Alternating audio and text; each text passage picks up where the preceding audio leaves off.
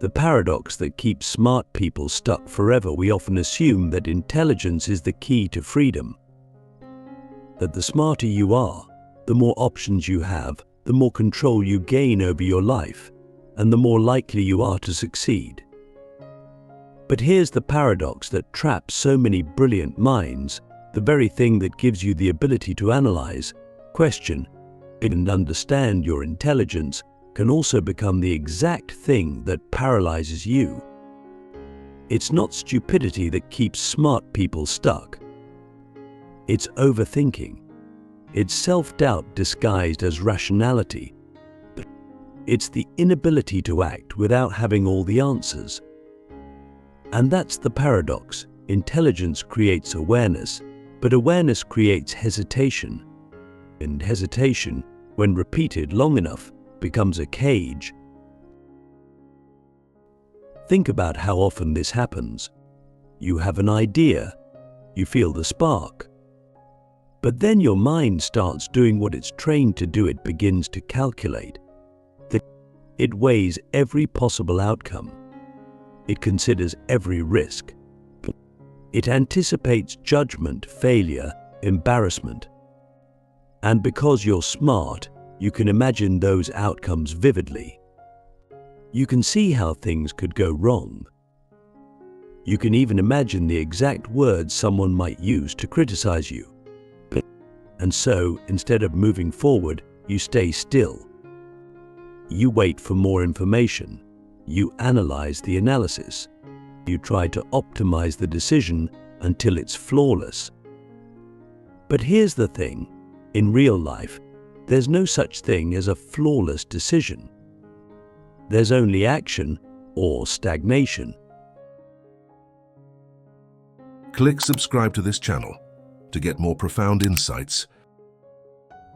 This is why many of the most intelligent people you'll ever meet are also the most frustrated. They know what needs to be done. They see the path, but they're stuck in their own mental loop. Their intelligence, instead of being a tool for liberation, becomes a weapon of self-sabotage. They become prisoners of their own clarity. And what makes it worse is this: the smarter you are, the more convincing your excuses sound. You can rationalize your inaction. You can dress it up as responsibility, as caution, as foresight.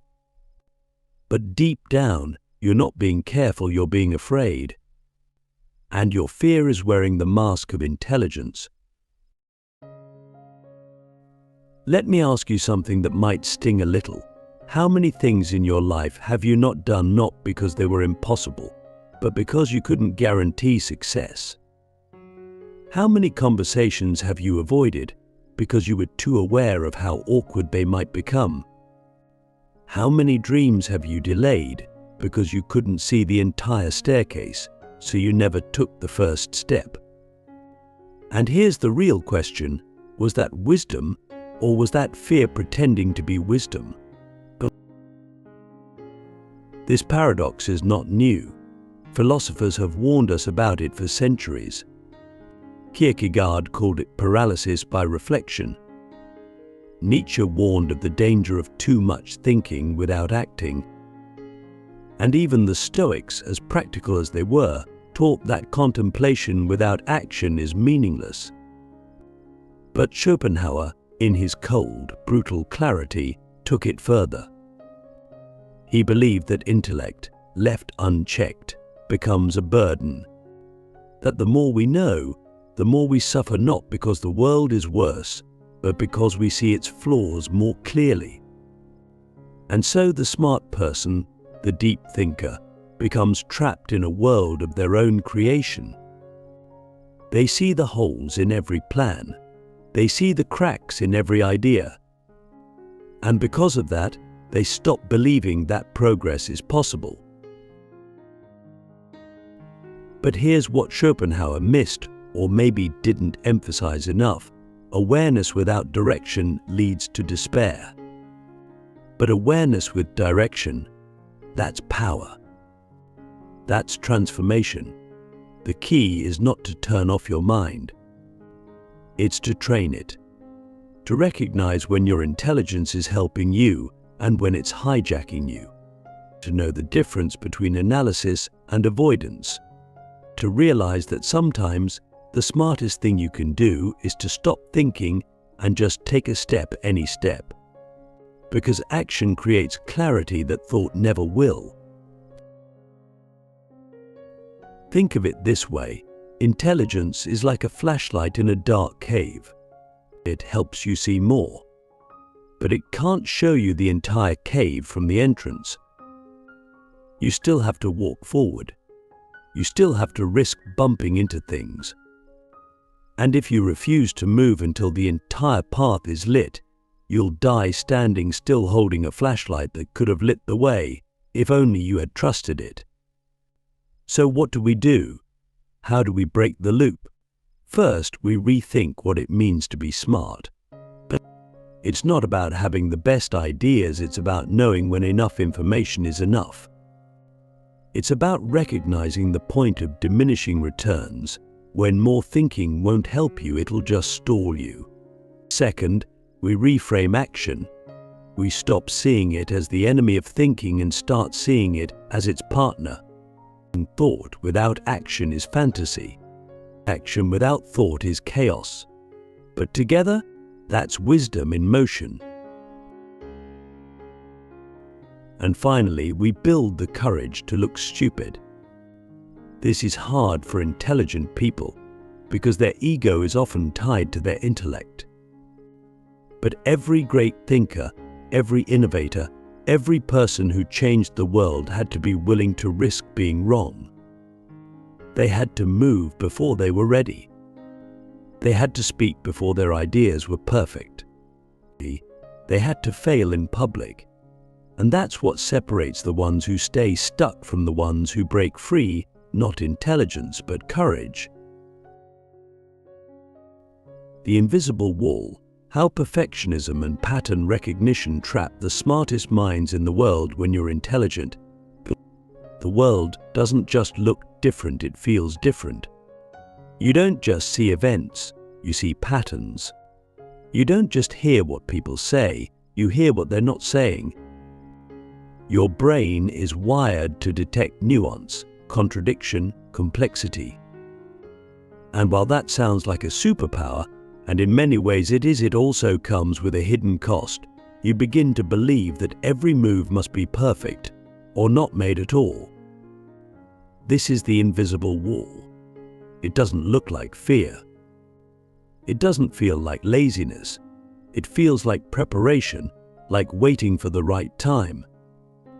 But in reality, that wall is built from perfectionism and overanalysis. And it quietly imprisons some of the best minds in the world. Let's break this down. Pattern recognition is one of the defining traits of intelligence. It's what allows you to anticipate outcomes, avoid mistakes, and predict behavior. But it also means you become hyper-aware of every possible flaw. You don't just see one path, you see 10. And you don't just see the path, you see the obstacles, the critics, the risks, the potential for everything to go wrong. And because of that, you become hesitant. Not because you can't succeed, but because you refuse to fail. You've trained your mind to see the ideal outcome, and then you punish yourself for not being able to guarantee it before you begin. That's perfectionism. And it doesn't look like fear, it looks like logic. But it's fear in disguise. Here's the paradox. The more intelligent you are, the more likely you are to assume that you must do something exceptionally well, or not at all. You don't give yourself permission to do something badly, even as a beginner. You don't allow yourself to be seen struggling. You want the first draft to be brilliant. You want the business idea to be airtight before it's launched. You want your words to land perfectly every time. And when they don't, you retreat. You tell yourself, I'm not ready yet. But what you really mean is, I'm not perfect yet. And that belief that perfection is a prerequisite for progress is what keeps you stuck. Let me ask you something gut-level honest. How many opportunities have you let pass because they didn't feel complete yet? Not because you lacked time or resources, but because your vision didn't match your current ability. How many projects have you abandoned halfway through, not because they were bad, but because they weren't flawless? How many times have you watched someone less talented than you succeed and thought, I could do that better, but then you didn't? And here's the truth that hurts. They weren't better than you, they were just willing to begin imperfectly. This is the curse of intelligence in a world that rewards speed. The world doesn't wait for your perfect version. It rewards those who ship, who act, who iterate in public. And what's painful is that your brain knows this, but your standards won't let you obey it. You're caught between clarity and courage. And unless you address this head-on, you'll stay trapped behind the invisible wall, watching others move while you prepare forever. The solution isn't to lower your standards, it's to redefine them. What if the new standard wasn't perfection, but momentum? What if success wasn't about getting it right the first time, but about being willing to revise, evolve, and adapt? What if your intelligence wasn't meant to create certainty, but to navigate uncertainty with grace? You don't need to abandon your mind. You need to discipline it. You need to teach it when to analyze and when to act, when to question and when to trust. Because intelligence without motion becomes corrosion. You start to rust from the inside out. You develop brilliant ideas that never breathe. You become a museum of potential instead of a living force in the world. And if you're not careful, you begin to resent people who are less smart than you but more successful. You create stories about why they're lucky, or shallow, or less thoughtful. But beneath that resentment is a painful truth. They're not afraid to be seen failing. And you are. And until that changes, you'll keep building ideas that never leave your head. You'll keep waiting for perfect conditions that never come. You'll keep staring at the wall, wondering why you can't move forward, never realizing that the wall isn't real. It's just made of patterns, perfectionism, and your own permission. The confidence trap. Why smart people wait for certainty, while the bold rewrite reality. Confidence is often misunderstood. Most of us think it's the natural outcome of preparation, knowledge, or talent. We assume that once we're competent enough, once we've read enough books, rehearsed enough times, or gathered enough data, confidence will follow like a reward. And for intelligent people, this seems logical. But after all, if your mind thrives on precision, detail, and rationality, then surely confidence should be earned through evidence, not assumed. But here's the trap. When you're smart, you can always see what's missing. You can always detect the next thing you don't know. And so confidence becomes a moving target. You wait to feel certain before you move, but certainty never comes. And while you wait for it, someone bolder, someone far less prepared steps in and claims the space you were meant to occupy. This is the confidence trap. It's a belief system that says knowledge precedes confidence and confidence precedes action. But in reality, it's the other way around. Confidence doesn't come before action, it comes from action. And the people who seem most confident are not the ones who know the most.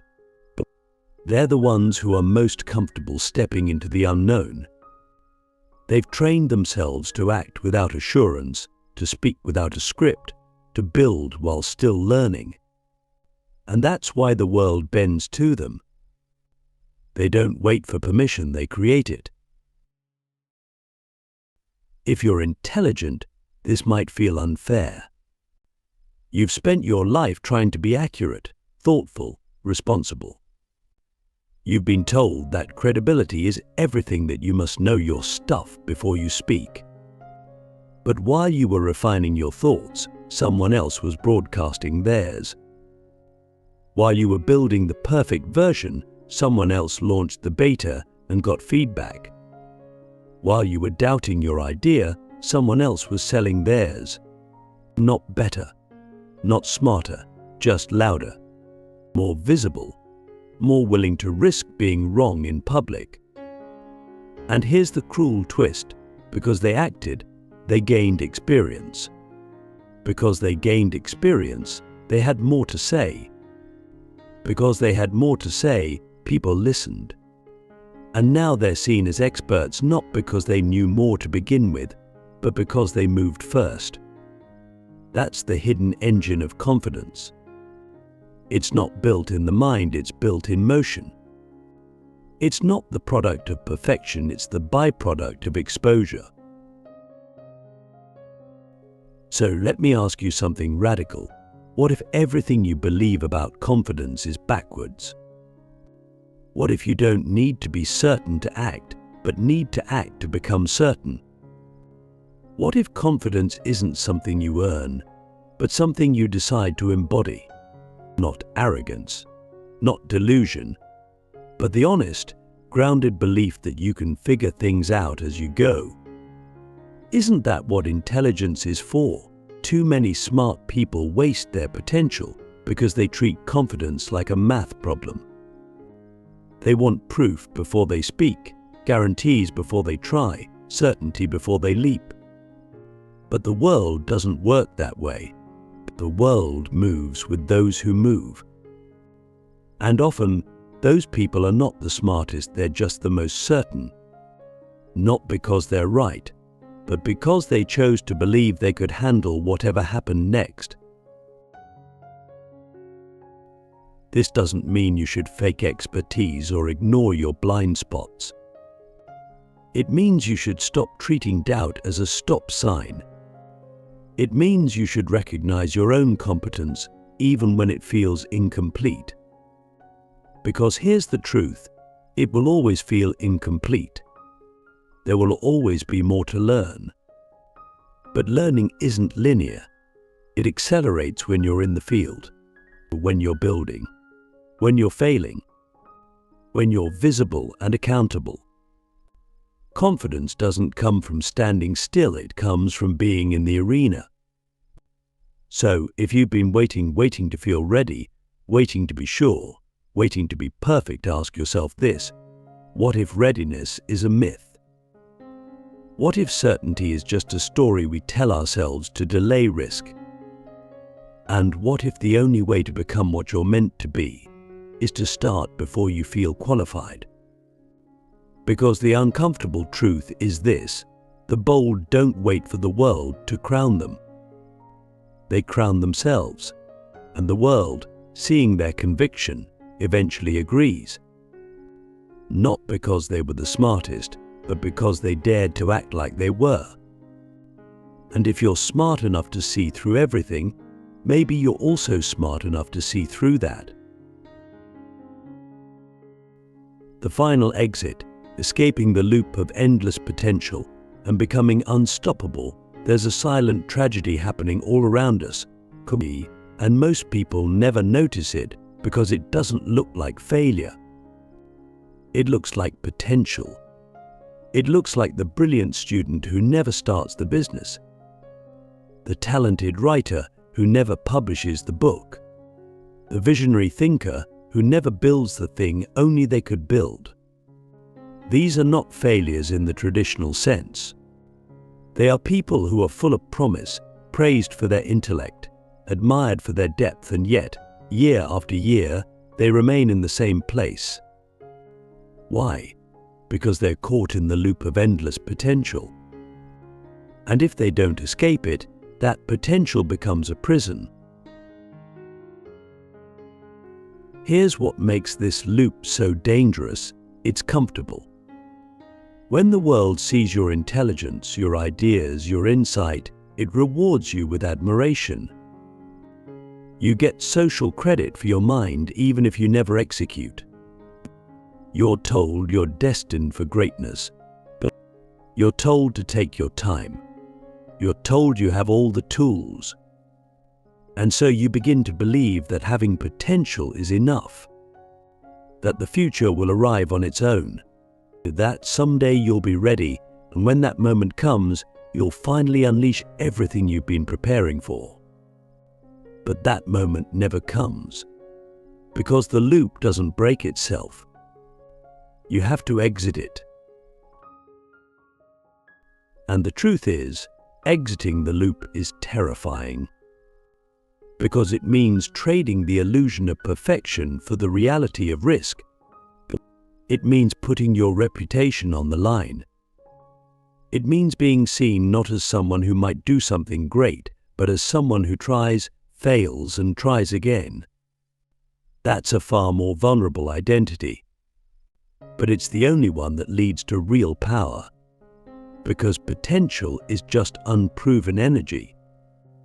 It has no weight in the real world until it's tested, refined, and actualized. And actualization requires movement. So what does it really take to escape the loop? It takes a decision, not a dramatic leap, not some overnight transformation. Just a quiet, powerful decision. I will no longer wait to be perfect. I will no longer treat my thoughts as replacements for action. I will no longer let fear wear the clothes of logic. I will move forward, even if it's messy, even if I don't have the whole map, even if I feel like an imposter. Because action is not the opposite of intelligence, it is its completion. And once you really move, something extraordinary happens. All the knowledge you've been collecting starts to activate. You begin to see what works and what doesn't. Your mind stops spinning in place and starts solving real problems. New connections form, people respond, feedback flows, and suddenly you're not just someone with ideas, you're someone who builds, someone who makes things real. And nothing builds confidence like results. Not attention, not praise, results, even small ones, even imperfect ones. Because results are proof not that you're perfect, but that you're in the game. Let me ask you one last question. If someone followed you around for a week and documented every action you took, not what you thought about, not what you talked about, but what you did, what would they conclude you're building? Would they see someone who's stuck in preparation or someone who's escaping the loop? You don't need more time. You don't need more clarity. You don't need more credentials. You need momentum. You need to start. And once you do, you'll realize something that every unstoppable person eventually learns. The world doesn't reward potential. It rewards execution. It doesn't respond to your ideas. It responds to your impact. And impact doesn't come from thinking harder. It comes from doing, failing, learning, and doing again. So this is the final exit. Stop waiting for the perfect path. Walk the one in front of you. Stop polishing your ideas. Test them. Stop fearing imperfection. Embrace it. Because the moment you step out of the loop of endless potential and into the world of imperfect action, you become something far more powerful than smart. You become real. You become unstoppable. And no one, not even your own mind, can hold you back anymore.